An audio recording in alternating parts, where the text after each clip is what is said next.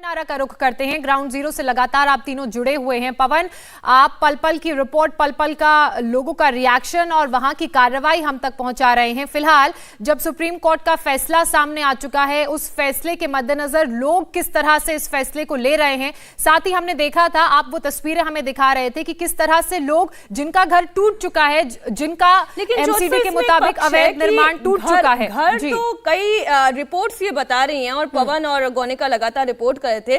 पवन, तो पहले इसी पर आप क्लैरिटी दे दे हमारे दर्शकों को कि अवैध निर्माण टूटा है या घर टूटे हैं, क्योंकि ये एक परसेप्शन इस वक्त लोगों में बिल्ड हो रहा है कि क्या लोगों के आवास तोड़ दिए गए या अवैध कंस्ट्रक्शन जो वहां रोड पर बने हुए थे वो तोड़े गए हैं। देखिए, सुप्रीम कोर्ट में दलील दी गई कि 731 अवैध कॉलोनी है, लेकिन जहांगीरपुरी से मैं आपको एक खबर दे सकता हूं, ये परसेप्शन गलत है कि घर तोड़े गए हैं। एक भी घर जहांगीरपुरी में नहीं तोड़ा गया है।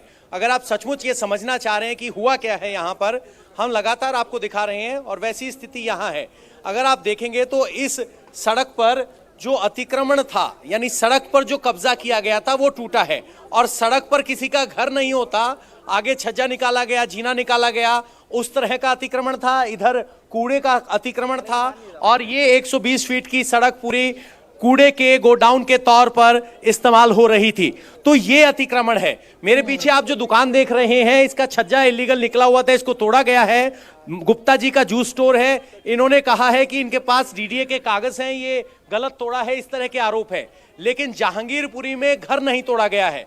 दूसरी बात, ये बार बार राजनीतिक बयान आ रहे हैं कि मस्जिद तोड़ दी गई, मंदिर छोड़ दिया गया, तो ये बात भी आप जान लीजिए। हमने कल तस्वीरें दिखाई थी, मस्जिद के आगे जो अतिक्रमण था वो तोड़ा गया है, मस्जिद को नहीं छेड़ा गया है। और जो अतिक्रमण मंदिर के सामने था, वहां पहुंचा जब बुलडोजर, तो वृंदा क्रात उसके सामने आकर खड़ी हो गई और सुप्रीम कोर्ट के फैसले का हवाला दिया, जिसके बाद देर शाम तक मंदिर के लोगों ने उस अतिक्रमण को हटा लिया।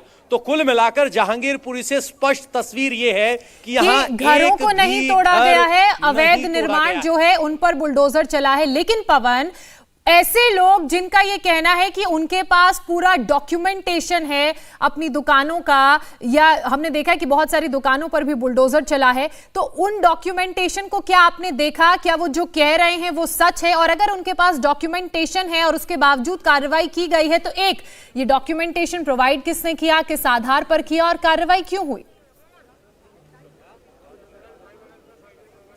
देखिए, अब इसका भी आपको एक सीधे उदाहरण दिखा देता हूं। ये जूस स्टोर है जिसकी पहली मंजिल तहबाजारी के तहत डीडीए ने 1977 में अलॉट की थी। इसका मालिक कागज दिखाते हुए सामने आया था, लेकिन जो ऊपर आप देख रहे हैं दूसरी मंजिल बनाने की कोशिश की गई थी, वो बिल्कुल अवैध थी, वो तोड़ी गई है। नीचे दुकान नहीं तोड़ी गई है।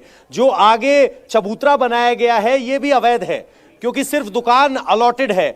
तो ये अतिक्रमण है। अब दुकानदार दावा कर रहा है कि उसके पास लीगल कागज हैं, गलत तोड़ दिया और मेरा नुकसान हो गया। लेकिन जब उससे दूसरी मंजिल के बारे में पूछा जाता है तो कहते हैं ऐसे तो पूरी जहांगीरपुरी में 4-4 मंजिल के ये बने हुए हैं, जबकि लीगल ये सिर्फ 2 ही मंजिल या 1.5 मंजिल लीगल है, एक पर्टिकुलर हाइट है। तो ऐसे दलीलित बहुत है, लेकिन अतिक्रमण है, यहाँ मौजूद है। मीनाक्षी, ये माना जाए कि जो कार्रवाई की गई है, उस कार्रवाई को लेकर भी भ्रम फैलाने की कोशिश की जा रही है।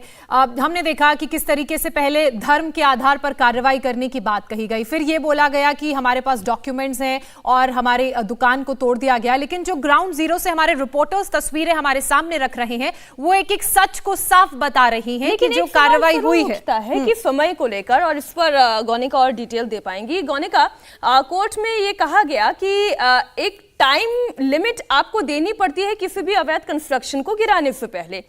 क्या वो टाइम लिमिट नहीं दी गई थी? क्या इससे जुड़े हुए कोई और जानकारी आज कोर्ट में प्रेजेंट की गई?